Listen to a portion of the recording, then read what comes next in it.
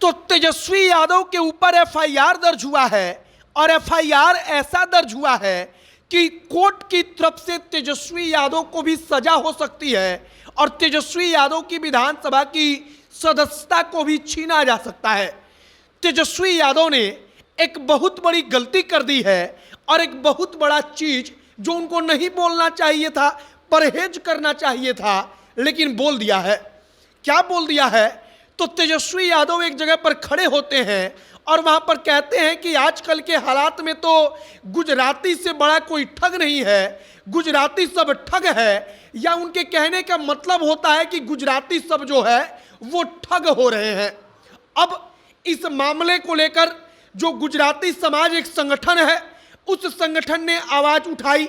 आप इस बात को समझिए कि आप बिहारी हैं और अगर कहीं एक व्यक्ति चोरी करता है, वहां पर कोई खड़ा होकर कह देता है कि बिहारी चोर होता है, तब आपको बुरा लगता है, हमको बुरा लगता है, यहाँ के रहने वाले लोगों को बुरा लगता है।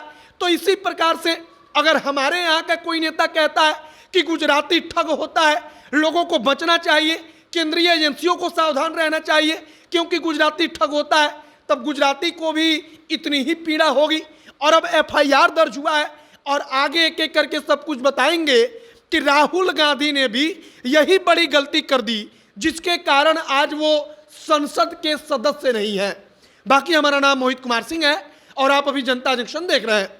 तेजस्वी यादव मार्च के महीने में ही, मतलब कि इसी महीने में एक जगह पर बयान देते हैं, वे मीडिया से बातचीत करते हैं। वहां पर बयान देते हुए तेजस्वी यादव कह देते हैं, या कह लीजिए कि समझाते समझाते वो बोल देते हैं कि आज के हालात में गुजराती ठग हो सकते हैं।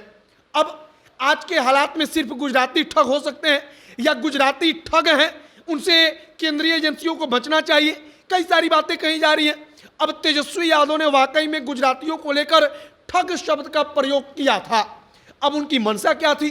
तो मंशा तो उनकी थी कि वो नरेंद्र मोदी को बोले, वो इसके अलावा जो तमाम जो मोदी सरनेम वाले बड़े बड़े व्यापारी इस देश का लूट कर भाग गए हैं उनको टारगेट करें।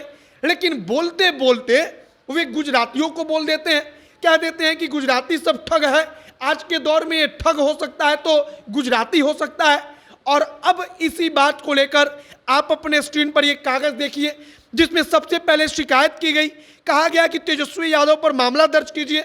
उसमें लिखा गया है विषय में कि गुजराती समाज पर किए गए अमर्यादित टिप्पणी के विरोध में एफआईआर करने बाबत और पुलिस अधीक्षक महोदय को पत्र लिखा गया। अब जो जानकारी आ रही है, जो मीडिया में जानकारी चल रही है, उसके मुताबिक तेजस्वी पर एफआईआर दर्ज हो चुका है।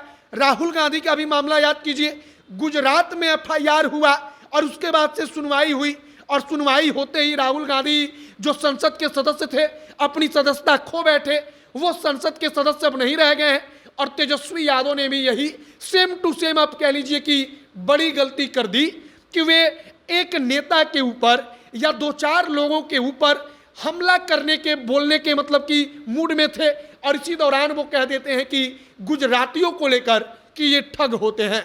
और अब यह एकमात्र बयान कि गुजराती ठग है, यह एकमात्र बयान तेजस्वी के ऊपर पहाड़ बनकर टूट सकता है, तेजस्वी यादव को राजनीतिक तौर पर परेशान कर सकता है। राजनीतिक तौर पर अगर सजा हो गई तो विधानसभा की सदस्यता तो जाएगी ही, चुनाव लड़ने पर आगे रोक भी लग सकती है। अब फिलहाल तेजस्वी पर एफआईआर छत्तीसगढ़ में दर्ज हुआ है। छत्तीसगढ़ में सर्व गुजराती समाज एक संगठन आप कह लीजिए है जिसकी तरफ से मामला दर्ज कराया गया है। अब आगे क्या कुछ होगा यह देखने वाला विषय होगा, लेकिन फिलहाल ये अपने आप में बेहद महत्वपूर्ण है कि तेजस्वी यादव भी ठीक उसी प्रकार से फंस रहे हैं जैसा राहुल गांधी फंसे हैं। और अब कार्रवाई हुई तो तेजस्वी के साथ भी वही होगा जो राहुल के साथ हुआ। आपकी प्रतिक्रिया क्या है गुजरातियों को ठग कहने पर? कमेंट बॉक्स में लिखकर बताइएगा। तमाम जानकारी जो आएगी हम आप तक पहुंचाएंगे। हमारा नाम मोहित कुमार सिंह है, कैमरे से पीयूष खड़े हैं। बहुत बहुत धन्यवाद।